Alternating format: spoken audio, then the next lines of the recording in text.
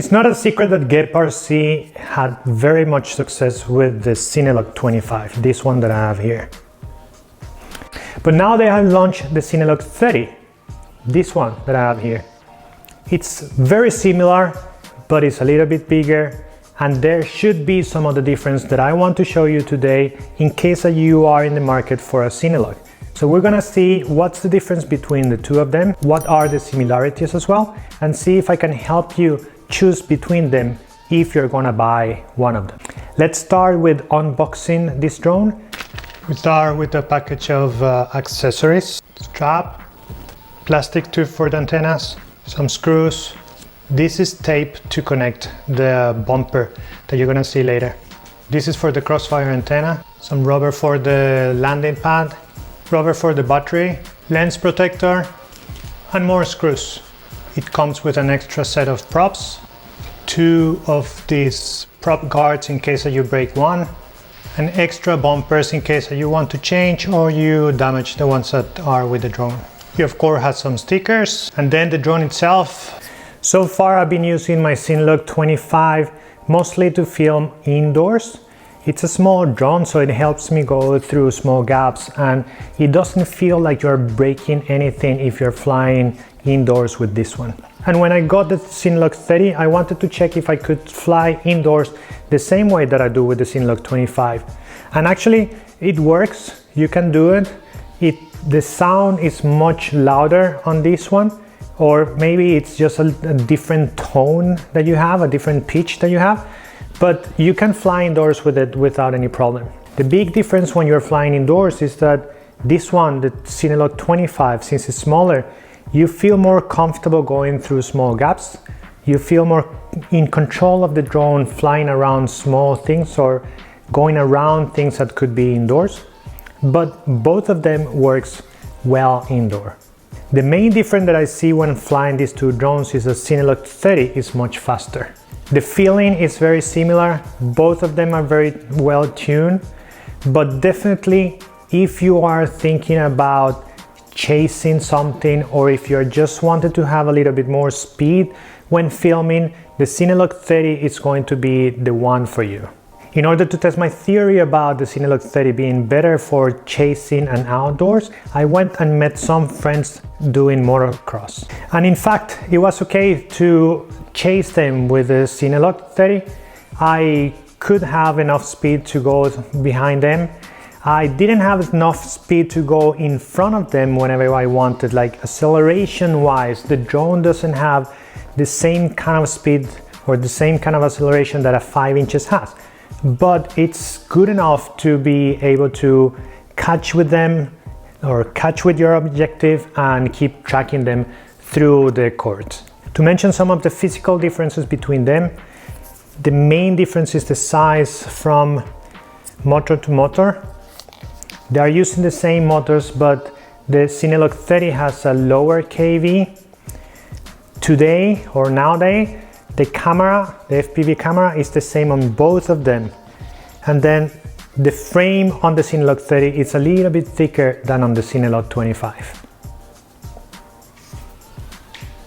One thing that you hear a lot lately, it's about the DJI camera.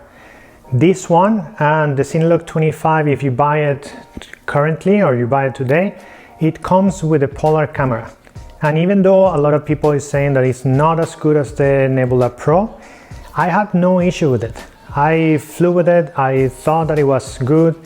The DVR image is not as good as what you see on the goggles. I don't know if it's particular to this camera, but when I was flying, I didn't feel that there was any difference. In my case, I choose to fly 16:9 and with the best quality available.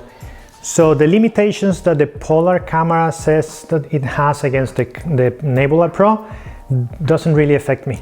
And if you are new to the hobby, you are just gonna see very good HD quality on your goggles, and it's not going to be any big difference for you anyhow. Another point that I want to touch is about the weight. Without anything, 159 grams. Adding a 650 battery, we get 244. The naked GoPro, 274, and the Crossfire, 278. GEPRC on their website says that this drone is sub 250 grams. And it's true, but in order to get to that weight, you have to be very careful and you have to choose your options very, very carefully. As an example, you cannot have any external receiver like Crossfire or FR Sky. You have to be using the DJI internal receiver of the Vista. You also have to have one of these new batteries that are a little bit lightweight, like for example the GNB 660 or the GEPRC 660. If you have all those things, like this drone without any external receiver, you use that lightweight battery 660 from GNB or GEPRC, and you use a naked GoPro as light as possible, you're going to be kind of there, like exactly 250 or 252 grams or something similar. But if you are very worried about the weight, I would say that in that case it's much better to go with the Cinelog 25, because it's going to be very easy to fall out of that specific number if you are flying the Cinelog 30. In terms of construction of the drone, it's extremely similar to the Cinelog 25. You have the same shape of the frame, you have the same rubbers holding the FPV camera and the action camera, which makes it very good when it comes to vibration. They both share the same system where everything is located in this, under this lid. And if you want to access the Vista, you have to open that lid in order to get your USB cable there. For the flight controller, you can connect without opening that, but you have to have a USB cable that fits in there, which not all of them are gonna do because it's very little space that you have. Whatever you choose, you can't go wrong with these two Cinewhoops. They are very good, they fly very well. They do overlap in a lot of what they can do. The key point to think about when you are going to choose one of these two drones is if you're going to be flying outdoors more than indoors, I will go with the Cinelog 30, because since it's bigger, it has more speed, it withholds the wind a little bit better than the Cinelog 25, and it behaves very similar to the Cinelog 25 in other aspects. If you are going to be flying indoors and you care about small places and trying to go through small gaps and these kind of things, I would recommend to go with the Cinelog 25. But again, none of them are going to be a bad choice. I think out of the box they are amazingly tuned, typically from GEPRC, and I would think that whichever you choose, you're going to be happy flying, filming, indoors, outdoors. You're going to be able to do a lot with them. So I think that's what I have for you today. Hopefully this is something that can help you decide which one to buy in the case of you're looking for something like this, and hope to see you soon, and thank you.